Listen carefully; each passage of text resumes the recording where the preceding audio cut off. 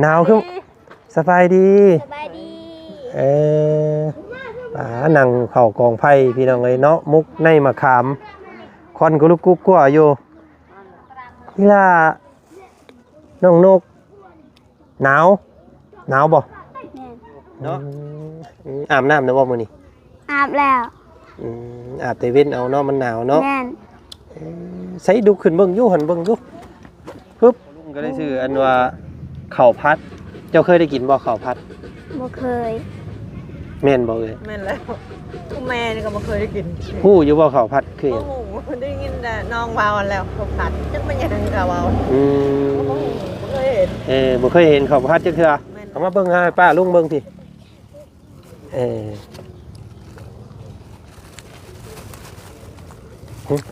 มันเป็นนี่ใดแซ่บแซ่บบ่แม่น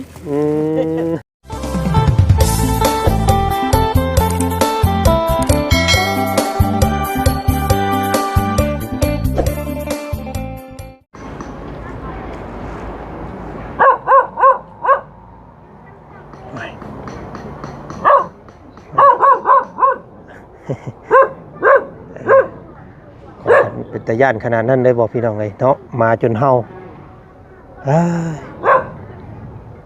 เนาะตัดภาพบรรยากาศตอนค่ำๆมาทางพี่บาทที่นี่พี่น้องเลยมาจันมาหอดจอดถึงเนาะกับ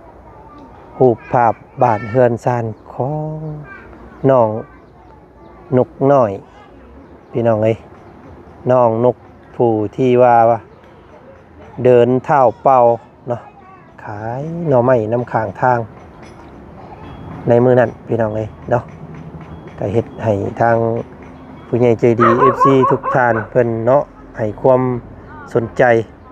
และก็อยากให้ทางบ่จันเนาะเข้ามาหาอีกรอบนึงก็สั่นพี่น้องมื้อนี้เนาะล่าสุดนี้ทางบ่จันมีพ่อใจดีท่านนึงเนาะเพิ่นว่าอยากซื้อเครื่องนุ่งของใส่ให้เราแต่ว่าจันยังประเมินเบิ่งน้องเพิ่นยังบ่ฮู้พี่น้องเอ้ยก็เลยสิเข้ามาเบิ่งก่อนมื้อนี้มาแลเบิ่งหุ่นสูงหุ่นของน้องเพิ่นก่อนสิซื้อมาเนาะมาแล้วก็หนาวพี่น้องเอ้ยอากาศลมหนาวเยือกมื้อนี้เย็นเนาะแต่ละคู่แต่ละคนเพิ่นนอนนั่งพิงไฟพี่น้องเอ้ยเนาะกองฟืนกองไฟแต่ละคนป้าเต็มเนาะบ้านนั่นบ้านนี่มีแต่จุไฟใส่ไหลหลาเพิ่นคือปิดเทือนตอมมอมแท้นี่พี่น้องเอ้ยเด้ผู้เนาะโอ้ยอีหลาไปนั่งกองไฟน้ำกันไปลูกผู้กองนั่นก็เต็มอยู่กองนั่นเนาะหนาวเนาะพี่หนาวขึ้นสบายดีนั่งเข้ากองไผ่พี่น้องเลยเนาะมุกในมะขามควันกุลุกกุ๊กกัวอยู่นี่ล่ะน้องนกหนาวบ่เอาพี่น้องเลยเนาะเดี๋ยวจำระเบ้าได้อยู่บ่ระเบ้าบ่คือเก่าเลยได้เนาะบ่มีผมมื้อนี้ชื่อได้อยู่บ่ชื่อได้บ่าวหยังบ่าวจันโอ้ระเบ้าสิพังเสียงอีกก่อนจ้ะพี่น้องเลยเนาะน้องเพิ่นชื่อเสียงได้อยู่เนาะอาบน้ำนะบ่มื้อนี้อาบแล้วอาบแต่เว้นเอาเนาะมันหนาวเนาะแม่นใส่ดูขึ้นเบิ่งอยู่หั่นเบิ่งอยู่ปึ๊บโอ้ยบ่ใส่ส่งคือเก่าบ่มีส่งขายาวบ่ลูกบ่มีแต่ส่งขาสั้นแม่นเจ้าว่ามื้อนั้นว่ามีจักตัวก็เสือเจ้านี่จะขี้โต4ก็แบบสภาพแบบนี้แหละเนาะมื้อนั้นอันตัวมื้อนั้นได้ไปทางใดแหละตัวมื้อนั้นก็ซักไว้แล้วซักไว้แล้วแม่โอ้ยแข้งขาเบิ่งนั่งลงบัดนี้ลูกขออนุญาตเด้อเนาะขออนุญาตเบิ่งแน่พี่น้องขาเราแตกเป็นเกล็ดอยู่มันหนาวเนาะโดยบ่มีบ่ครีมทาผิวบ่มีบ่เคยใส่อยู่บ่บ่เคยมีน้องเพิ่นก็คือกันนี่พี่น้องน้องเพิ่นก็เนาะใครทว่าน้ามันใกล้เนาะเอ้ยเนาะแม่นแล้วกินหยังกันพากันกินหยังกินมะขามเลย ขามหวานบ่ มันน่ะ ขามมาได้ไสเอามาได้ไส คอเอาเพิ่นหมู่ ผัวบ่ได้มาบ่มื้อนี้ น่าไปแล้ว ไปแล้ว มันน่ะ แล้วมาจะคืน เพิ่นนึง มาคืนนึงแล้วก็ไปเลย ไป ไปอีกแล้วโอ้พี่น้องเอ้ยเนาะอาศัยนั่งอยู่กองพื้นกองไผ่บาดนี้พี่น้องเนาะทางน้องนกน้อยเพิ่นอันนี้กับน้องอีหยังเกาะนะ น้อง น้อง ซุก ชุก น้องซุกอืม น้องซุกอาบน้ำหรือว่าลูก อาบแล้ว อาบแล้วเอ้ยพี่น้องไงเนาะบ่มีส่งขายาวใส่กะเบิ่งกะสิประมาณเดี๋ยววันจันทร์ประเมินได้อยู่เนาะเพราะว่ามื้อนี้ระเบาเขามาหาอีกรอบหนึงพี่น้องเอ้ยเนาะว่าสิซื้อส่งมาให้แต่ว่าย่านมันบ่พอดีเจ้าก็เลยมาเบิ่งเจ้าก่อนเนาะ โดย เป็นมื้ออื่นเด้อ โดย มื้ออื่นอยู่เฮือนอีกเดี๋ยวว่าสิเข้ามาหาใหม่ โดย เนาะมื้ออื่นสิเข้ามาอีกเด้อเนาะโอ้ยนั่งงามๆเลยลูกนั่งดีๆลูกพูดนั่นพี่น้องไงลูกนั่งโอ้ยควันไฟบาดนี้พี่น้องบ่แม่นว่าจันให้เด้เนาะมันอันควันไฟเนาะควันไฟเบิ่งเสียนทั้งไม้ก่อนเบิ่งอยู่ลูกก็ไปนั่งทั้งนั้นอยู่ลูกไปนั่งทั้งแม่เจ้านะเอานี่ไปนั่งเอานี่ไปนั่งคือเก่าเอาไปนั่งคือเก่าโลดแล้วว่าเอาอยู่เบิ่งให้มันแจ้งๆแน่พี่น้องไงเนาะกินข้าวแล้วมื้อนี้ ยัง มีหยังกินมื้อนี้ บ่มีหยัง มื้อหยังกินอ้ายพี่น้องเอ้ยข้าวเป็นนี่ได้ข้าวมีอยู่บ่มื้อนี้ เขามีแล้ว อืม พอรับจ้างกนมันเขาแล้วก็เมื่อเงินก็ซื้อเขาเลย อ๋อแบบพอเพิ่นไปรับจ้างกนมัน แม่น ได้เงินน่ะเอาซื้อข้าวมาให้เจ้าเลย โดย หลายบ่ เครื่องกระติกซีหั่นแหละ เครื่องกระติกสีก็บ่ฮอด20โลซ้ำเนาะ นั่นแหละ อืมเจ้าไปขายอีกอยู่บ่มื้อนี้ บอกไปเอาพื้น เอาพื้นอันนี้บ่ แม่น เวลาเจ้าไปเอาพื้นเจ้าเอาอยู่ไส พุ่นอยู่ผู้พุ่น ย่างไป โดยแม่นแหละ แล้วก็แบกมาบาดนี้ แม่ เวลาเจ้าไปเอาพื้นเอาดัวนี่ไปน้ำไผ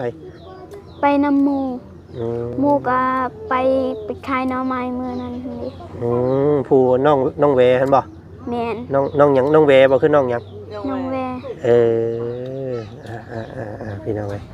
เนาะยังบ่ทันได้กินหยังแต่ว่าพากันมุกได้มะขามมื้อนี้พี่น้องเอ้ยควันไฟเนาะลูกเนาะมันหนาวบ่เว้าแล้วอันนี้พี่น้องเอ้ยเนาะหนาวเยือกๆมื้อนี้วันนี้ทางบ่จันก็หากันมาฮอดเนาะมาแต่บ้าน มายามน้องอีกนะ มาหานุกน้อยอีกคือเก่ามื้อนี้พี่น้องนุกน้อยเพิ่นก็ส่งขาดอีกคือเก่าเสื้อขาดอีกคือเก่าพี่น้องเอ้ยเนาะผู้ลูกไปนั่งพุ่นก็ได้มันควันไปนั่งอันข้างน่ะเอาไปนั่งเดี๋ยวเราเว้าสิมีแนวมาต้อนมื้อนี้มีแนวมาต้อนสามแม่ลูกเจ้าเด้อเนาะอันว่าลูกเจ้าผู้หนึงนั่นบ่ได้มาเลยบ่เอ้ย บ่เราไปอยู่เรือนป่าอยู่สิโต โอ้ บ่มีหยังมีเรือนก็รับบ่ไปเข้าก็มือได้กินก็ได้กินมือบ่ได้กินแล้วก็อยู่ท้องเปล่าแล้วน้องเอ้ยเนี่ยก็จักที่5แนวใดแมวมันบ่มีก็ เนาะมันกับมันแถวนี้มันแบบหายากเนาะเลยเนาะ แม่นแล้ว หาเวียกหางานหาเงินหาอยู่หากินยากๆเนี่ยเพราะว่ามันเป็นผู้วโลนเบิด แม่นแล้ว เพิ่นทั้งประเทศเพื่อนบ้านเพิ่นมานี่เวทผู้แล้วก็เป็นป้าไม่วิกเบิดเลย แม่นแล้ว เนาะ แม่นแล้วไปรับจ้างเมื่อวานนี่กับพวกคนจีนก็ไล่ขึ้นเมื่อก็ก็ย่างตีนเมื่อ เอาเป็นหยังเพิ่นคือใดมาเพิ่นพ่อคนบ่ บ่จักน้ำลาวว่าแต่เต้นเช้าเราเนี่ยตอนเช้าเราไปน่ะบอกเฮาไปว่าคุณเจ้าชามคนเด้อว่าไป บัดคนสุดท้ายบัดฮอดบ่อนเฮ็ดแล้วมันไล่ราคาเฮาเมื่ออีกเฮาก็เมื่อเฮาผิดกันพวกนั้นอีก แปลว่าไปว่าจ้างกันแล้วไปฮอดแล้วเพิ่นบ่จ้างเนาะ แม่นแล้ว เออ เพิ่นก็เว้าเฮาหมู่มาเฮาก็บ่พอใจปานใดเนาะเฮาขึ้นเมื่อ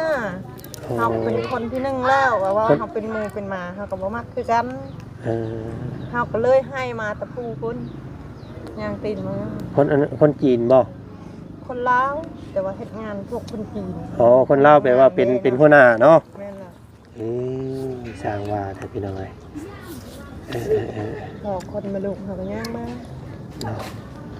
จังได๋ซะเพิ่นบ่เอาได้กับมาเนาะเอ้ยเนาะ แม่นล่ะ ถึงเขาจะจนแต่ว่าบ่ให้เว้าเฮาคือสัตย์สาว่าสิ่งก็ใครได้เนาะ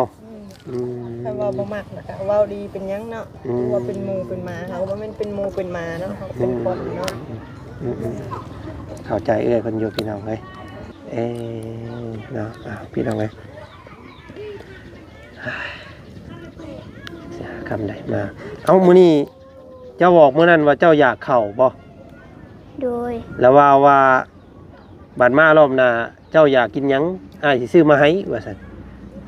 ได้อีหล่าว่าอยากกินข้าวมื้อนั้นเนาะ แม่น มื้อนี้ทางอ้ายก็เลยซื้อทางพ่อลุงก็เลยซื้ออันว่าข้าวผัดเจ้าเคยได้กินบ่ข้าวผัด บ่เคย แม่นบ่เอ้ย แม่นแล้วผู้แม่นี่ก็บ่เคยได้กิน ฮู้อยู่บ่ข้าวผัดคือหยัง โอ้โหได้ยินแต่น้องเว้าแล้วเขาผัดจักมันยังก็เว้า อืม โอ้โหบ่เคยเห็น บ่เคยเห็นข้าวผัดจักเทื่อ แม่นแล้ว บ่ลูกเอาอันลองเบิ่งอยู่สัตว์พี่น้องเอ้ยเนาะมีอันมันมีบวงมีหยังอยู่บ่ข้างในหั่นมีอยู่บ่อันลองเบิ่งคนละกล่องเด้อ3ให้ลูกเจ้า เด้อ เอาลูกอ่ะ ขอบใจ ลองซิมเบิ่งเอามากินให้เบิ่งแหน่เนาะลองแกะเบิ่งอยู่หั่นลูก คนละกล่องเด้อ3ให้ลูกเด้อมีแต่3คนนี่แหละว่ะ แม่นแล้ว หัวบ่อยู่ บ่อยู่ค่ะ เอาออกมาเบิ่งจับออกมาอีก เอาบวงอยู่ข้างลุ่มหั่นแหละบวงเดี๋ยวบวงอยู่ข้างลุ่มหั่นเนาะลองกินมึงอยู่ลูกลองมึงชิมมึงอยู่เอามาเบิ่งให้ป้าลุงเบิ่งสิ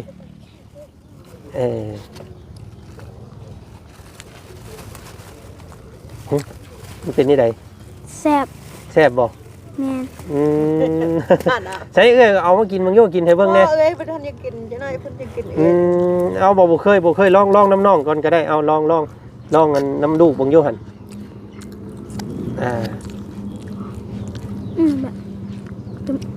ลองซิมเป็นลูกพากันซิมมึงอยู่ จำได้จ้ะ มันเป็นนี่ใด มันจะกินอ๋อแซ่บอยู่เนาะบ่เคยกินคือว่าขี้ตุ้ยขี้พี่อยู่กินได้มั้ย ครั้งแรกว่าเป็นครั้งแรกว่ากินนี่ แม่นแล้วแข็งแรกเลยนี่กินเนี่ยแต่แม่เขาไล่ออกมาก็บ่เคยกินอันนี้ก็กินเดี๋ยวนี้แล้ว หากระหู้ครั้งแรกนี่เนาะพี่ทางไหนเนาะเอาทางประจันซื้อมาฝากเด้อเอาไว้กินตอนที่เจ้าอยากเด้อ โดย ตอนนี้ยังน้องเพิ่นยังบ่ทันอยากเข้า เลย ว่าซั่นซีเมนเพิ่นก็อายแน่แหละพี่น้องเอ้ยเนาะแซ่บเนาะ บ่ได้อายคือกัน แซ่บบ่ มันจะกินเนาะ แซ่บเนาะข้าวผัดทะเลพี่น้องเอ้ยเนาะเอาซื้อมาฝากน้องเพิ่นแล้วก็พร้อมสิมาเบิ่งต้นเบิ่งโตน้องเพิ่นนี่แหละเนาะเดี๋ยวประเมินส่งประเมินเสื้อเบิ่งก่อนพี่น้องเอ้ยเนาะก็คือสิจักอยู่มื้ออื่นเนาะผู้นี้ก็แม่ก็ซ้ำนี่พี่น้องเอ้ยเนาะเดี๋ยวสิซื้อมาให้ทั้ง3คนแม่ลูกเราเลยนะมื้ออื่นเด้อเนาะพากันอยู่เพื่อนเนาะหาแนวขายบ่มื้ออื่นมีหยังไปขายบ่มื้ออื่นนี่ บ่มีมื้ออื่นก็ไปเอาพื้น จะเอาพื้นอีก แม่น ช่วงประมาณใดเจ้าไปเอาพื้นช่วงเช้าบ่ช่วงเที่ยงช่วงบ่าย เที่ยง ประมาณเที่ยงนี่เนาะไปเอา แม่ เนาะ น พี่น้องเอ้ย โอ้ยแม่ไปรับจ้างคนจีนชามที่มือแล้ว แล้วก็ไปอยู่เฮือนก็ไปเอาพื้นแล้วไปหาหน่อไม้ไปหาพักมาเฮือนแล้วก็แล้วแกงแม่มารับจ้างก็บอกแม่ตอนนั้นผักชุกแล้วแม่เอ้ยแม่จะกินแม่มาจะกินกะแม่เมื่อยแห้งลายกะแม่นอนชื่อ บอกขอโทษได้เลยเด้อเนาะอันนอนกลางค่ำกลางคืนนี่มันมีหนูมีหยังอยู่บ่เฮือนเจ้า โอ้ยก็มีแล้วอ่ะ มันแล่นขามหัวอยู่ได้กลางคืนเนาะ นั่นแหละ นี่สภาพเพิ่นนั้นบ้านเราพี่น้องเอ้ยเนาะแล้วก็มันฮักบ่ได้พี่น้องเอ้ยสิเอาสังกะสีมาเปลี่ยนใหม่หรือว่าสิใส่ใหม่ก็บ่ได้ดอกอันนี้เนาะเพราะว่ามันไม้โค้งมันฮักเบิดแล้ว ลมมามันดังอยู่บลาบอยู่ มันอยากเอาไปหมดแล้วจังซี่ อืมเดี๋ยวมื้ออื่นสิให้พาเขาไปเบิ่งเงินหม่งนับบ่งนอนอีกนี่เด้อ เด้อ มันค่ำแล้วมื้อนี้เนาะ เด้ โด อย เดี๋ยวมื้ออื่นสิให้น้องเพิ่นเข้าไปเบิ่งคือว่ามีหม่งจู้ไผนำข้างหันบ่อยู่ในฮะเวลาเฮ็ดกินเฮ็ดหยังเฮ็ดอยู่ในหันบ่ อยู่ในแล้ว อืม จะเฮ็ดอยู่กลางบ่ได้มันนานชุก อืม ก็เลยว่าเฮ็ดกิจภัยอยู่นะฮะ มีแต่ระวังเอาเนาะระวังพื้นระวังไฟเต้นใส่เสื้อใส่หมอนยันมันไหม้ได้พี่น้องเวลาสิลงเฮือนลงซานมอดจับเจือเด้อหยอดน้ำใส่อันไฟให้มันมอดคักนี่ก่อนจึงไปทางไหนก็เด้อ โด เนาะ ย เฮือนน้อยวัดเฮงอันนั้นซ้ำมันเฮงกระเต็กได้หันพี่น้องไงเนาะอ๋อ กินมะขามก็อิ่มแล้วบัดนี้พี่น้องเอ้ยวันนี้น้องเพิ่นอยู่บ่น้องอันนั้นน่ะน้องแหวเพิ่นอยู่บ่ลูก อยู่ อืมส่วนหลายเจ้าไปเวลาไปขายของนี่ไปก็ไปนี่ ไปก็มีแต่ไปกับผู้เดียวมันแหละ เออน้องแหวนี้เนาะ แม่น เป็นหมู่ที่ว่าไปค้าไปขายน้ำกัน มีบ่บางมื้อเจ้าไปแล้วมันขายบ่เบิดมีบ่ นี่ แล้วก็เฮ็ดเจ้าเฮ็ดอีได้บัด กะแกงกินเอง เอามาคือเก่าเนาะ แม่น เออลำบากสิทำไงเนาะเพื่อสิได้เงินแต่ละบาทแต่ละสตางค์ย่างไปพอได้เกิบตัวนี้เนาะเรามักใส่เกิบแบบนี้พี่น้องเลย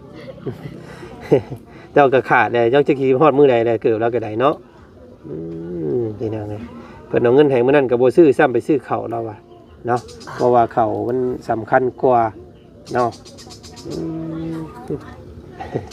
มืดไปนี่บ่เอ้ยเพื่อนแต่ละเพื่อนมืดไปสิบ่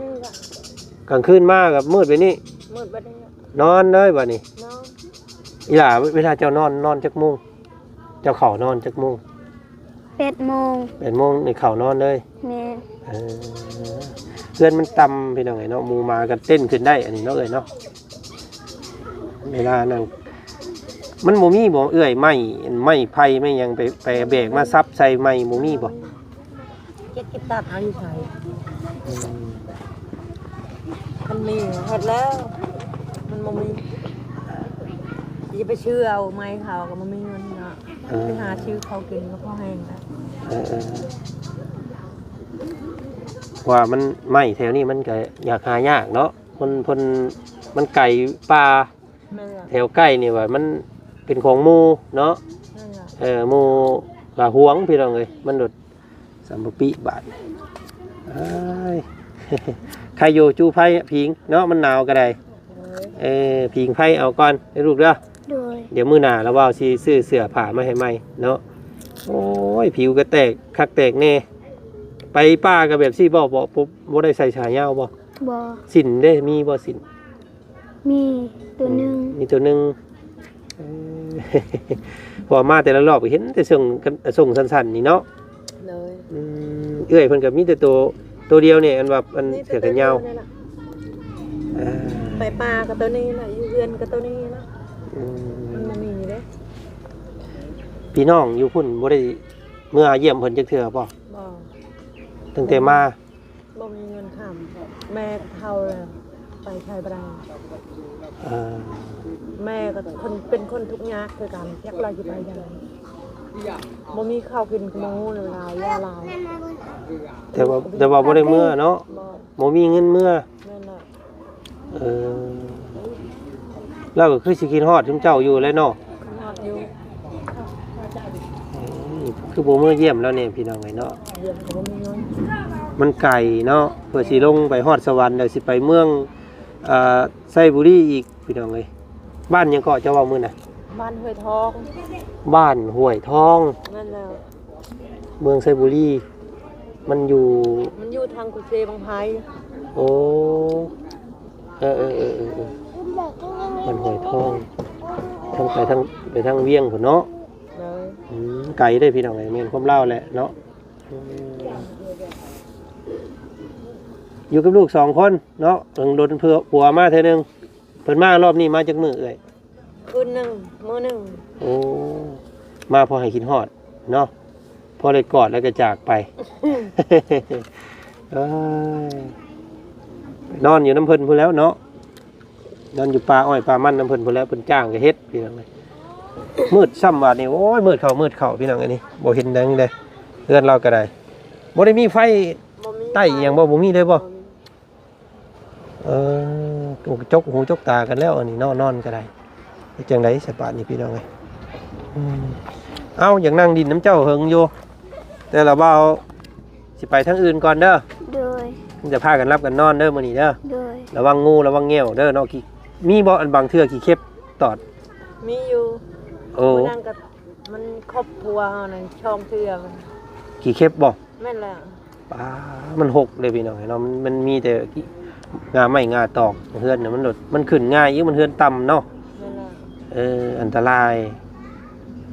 ลูกนกได้ลูกน้อยได้เคยบ่มีงอดตอด บ่เคย บ่เคยเนาะ พี่น้องหน้าตาซื่อๆแบบว่าบ่